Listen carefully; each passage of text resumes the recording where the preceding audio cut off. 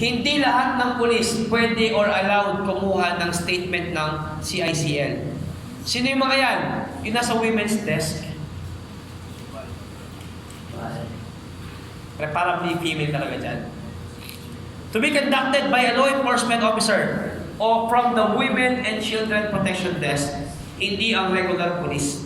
Kasi special ang training ng mga sa women's desk. Maliwanag? They are trained to handle women at children.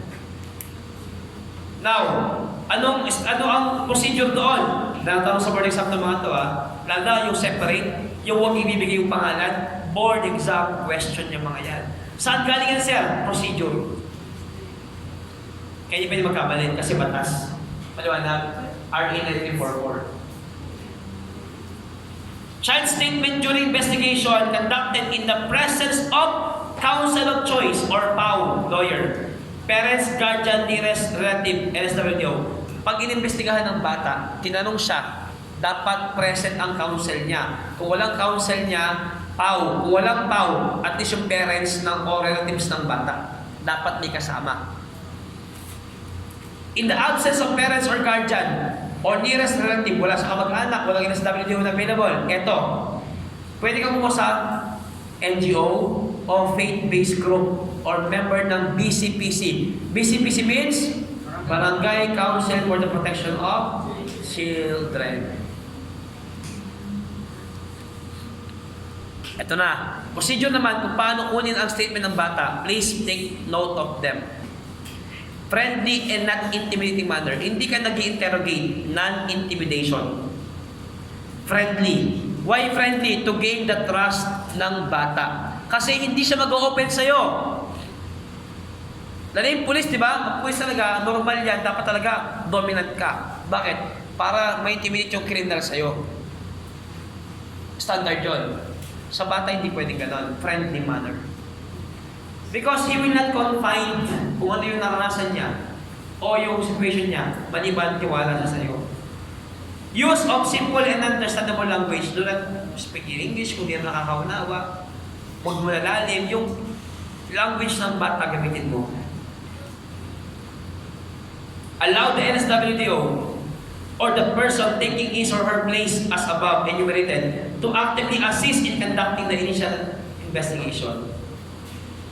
Ensure privacy to avoid unnecessary interruption, distraction, or participation from the non-parties that could humiliate or make child uncomfortable. Nakala niyo? Kailangan pag-investigation sa separate room, private, walang istorbo, walang nakakakita, walang nakakaalam, baka kasi may interrupt ng bata. Or mapahiya siya. Magiging uncomfortable na siya, hindi siya magbibigay ng statement niya. The written statement to be prepared shall reflect the language used by the child, not the language used by the law enforcement officer. Meron akong sinamahan dyan, private to. Tatlong magkakapatid, babae, ginagahasa ng tsuhin nila. Nag-open sa akin, sinamahan ko sa police station. Kaya I know, magaling yung nasa women's desk, narinig ko siya, kung paano siya. Itong pinagkaralang ko ito na 94 nakita ko sa women's desk to. Very good yung babae na police. Galing ko. Nung sabi ng bata na ano ginawa niya, sir, basahin mo, sabi sa akin yung police, yung statement. Pinasok niya yung daliri niya. Saan? Sa pekpek ko. Ano ginawa niya? Kinalikot niya. They use really the statement of the child. Dapat si standard yun. Para kung pinaganda ng police, hindi pwede ganon. Pinalala ng police, hindi ganon. What is the language of the child must reflect on the statement. Maliwanag? Kawawa yung mga bata. Sa awa ng Diyos, ayun, yung sa prosecutor, nagpas kami ng kaso. Nung mas yung warrant of arrest, hinahanap na yung tsuhin na yun, natago siya. Signing of a statement. All statements signed or thumb marked by the child during the investigation. May board question. Pag hindi kaya problema ng bata o hindi nakakapagsulat, thumb mark ang sagot doon. Maliwanag? Sagot sa board exam, use the child's thumb mark. Shall be witnessed by the child's parents or guardian, the NSWDO if not present, or any other social worker or counsel in attendance, who shall affix his or her signature. to the said statement. Now, after bigay nung bata statement niya, language niya, record ng women's desk officer, the woman. Yung witness doon, kung parents, counsel, or faith-based, basta sino man yan, ilalagay din yung pirma niya sa baba to signify na nasaksihan niya, narinig niya, present siya sa pang-initial investigation. Copy, class? Copy? Afterwards, after signing, refer the child weighs above 15 years but below 18, 16 to 17, ang sasabi dito, to LSWDO for an assessment if the child acted with discernment. Yan. Sino, board question, sino ang mag-determine if the child is acting with discernment or not? Who is in charge to test if the child is acting with discernment? Sino? LSWDO. Tandaan nyo na, sila ang binigyan ng karapatan. Sino ang magdi-declare if the child is acting with discernment? The court. Ang sabi ko, sino magde-determine? LSWDO. Gagawa lang siya ng result ng kanyang analysis or diagnosis. Pero ang magdi-declare lang yan, tandaan nyo, lahat ng paghuhukom o desisyon, laging court lang ang makapagbibigay. Copy, class? Okay, papalito, walang desisyon, walang acquittal, walang sentencing. Kung hindi ang court, anong basihan ng court? Ano? Basihan ng court? Best interest of the child. Sa lahat ng dealing niya, okay?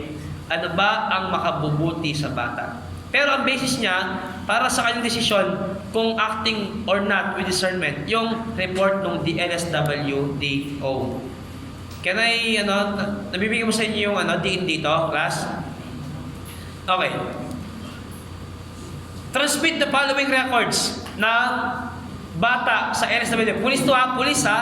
After niyang i-sign, after niyang test sa LSWDO, isasubmit naman niya lahat ng documents kagaya ng written statement ng bata. Yung sanisay niya kanina. The pertinent records such as documents showing the basis for the determination of the age of the child. Halimbawa, nabigyan na ng record ang LSWDO. Ang result niya is acting or not man. May record, dadalhin niya. Yung medical report kanina, di ba? Pina-check niya yung physical, mental niya. Kasama yan, medical report. And all other record that may assist the LSWDO in making assessment if the child acted with discernment. Isa sa basis ng LSWDO para malaman niya kung acting siya with discernment, yung manner ng pagbibigay ng bata ng statement, yung result ng initial investigation, yung medical certificate niya, at yung gagawing questioning ng LSWDO. Diyan siya kukuha ng basis para sabihin niya, alam niya ang ginagawa niya nung ginawa niya ang krimen. Copy? Now, what is discernment? Bakit inahanap yan? By DSWDO at initial investigation by the law enforcement. Okay? Ang basis ni LSWDO, yung initial investigation ng law enforcement officer. Ang korte naman, ang siyang merong final determination to be proven by the prosecution. Okay? On discernment, the LSWDO shall, as part of the initial investigation, assess if the child acted with discernment and make the necessary recommendation to law enforcement officer on the basis of said assessment. Nakunin niyo? So, LSWDO siya meron din siyang part ng initial investigation, a-assess niya ang batang sinurrender sa kanya if that child is acting with discernment. At magbibigay siya ng recommendation sa law enforcement officer. Law enforcement officer shall consider the assessment of the made by the LSWDO in preparing the report of the initial investigation and in deciding where to refer the case of the child. Tulungan yan. Tutulungan ng pulis ang NSWDO sa mga documents. Ang report naman ni NSWDO, tutulungan si pulis para alam ng pulis kung saan niya susunod na dalhin ang bata. Kung i-refer niya pa sa korte o kung ano man. Now, how can the police determine the age of the child? Presumption of minority. Kung sa ating constitution, merong presumption of innocence na kahit anong mangyari, presumed innocent unless proven guilty. Sa pulis naman, sa bata, presumption of minority. Kahit anong mangyari, kahit duda ka, i-presume mong bata yan, minor yan, para maiwasan mo yung irregularities. As the right of CICL until proven 18 years old or older. Karapatan niya yun, unless mapatunayan mo na. You need birth certificate, baptismal certificate, or even school records. In the absence of the following or the above mentioned documents, information from the child, yung kanyang physical appearance, testimonies of the other persons, or other relevant evidence, lahat ng pwede mo nang maging basis. Report on initial investigation. Boring talaga to, ano? No choice. Okay lang kayo? Wala kasi panggagalingan ng tanong sa board, kundi yung batas, yung procedure. Okay?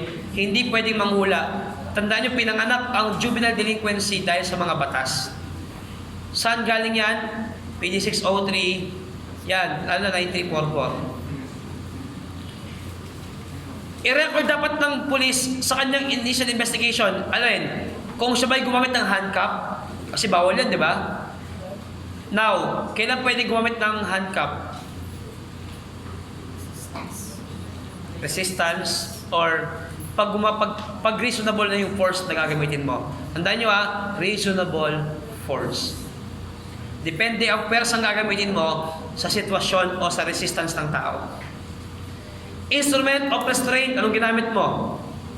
Poses ba o ano ba yung pag-restrain mo sa kanya para hindi siya makatakas, makawala? Notice to parents, did you inform the parents? Or what is the effort you did to verify yung kanyang mga magulang? DSWD, PAW, measures taken to age determination. Ano bang ginamit mong paraan, ginawang paraan para malaman mo edad niya? You take note of that. Ensure statements signed by the child, witnessed by parents. Yung statement mo, kahit anong mangyari, ipapirma mo yan dapat sa bata at sa witness mo. Kung parents man yan, PAW man yan, DSWD, NGO, or faith-based. And then, search on child conducted by officer of same gender. I-record mo rin, sinearch siya ng isang officer na kaparehong kasarian. Now, saan i-repair ang case? Okay. We will stop from here. Kasi mamaya tong procedure na to. Let's have the Q&A first.